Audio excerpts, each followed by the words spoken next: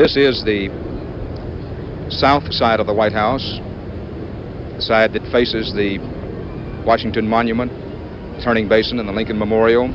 They are emerging from the so-called diplomatic entrance downstairs. There is the man who will be president in another couple of hours, Gerald Ford, and his wife, Betty Ford. Vice President Ford this morning, as he left his home to come here for this occasion, said it was indeed one of the saddest incidents that he's ever seen. And there's the president waving goodbye, and you hear the applause. President Nixon's helicopter going over the fountains of the White House South Lawn, over the back black fence, high over the ellipse.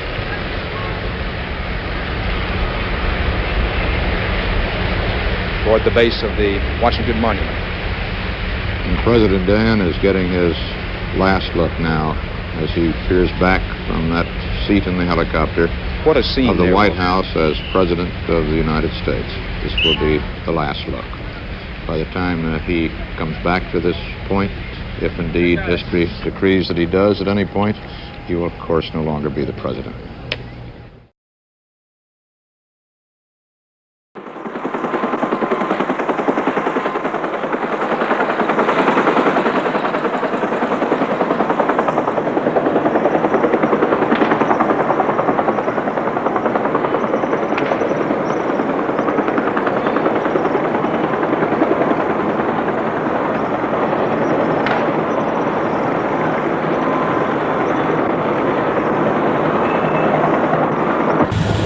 The ambassador went on the final helicopter from the platform above his office.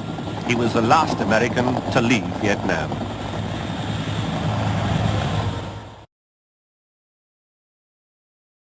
The crash happened later.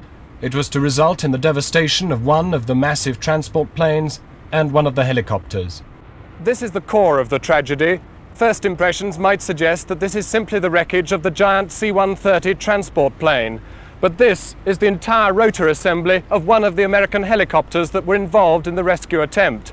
It was parked over here, and it was when it took off on a mistaken bearing that it sliced into the Hercules plane. That, at least, is the version that has flowed from America in the past few days.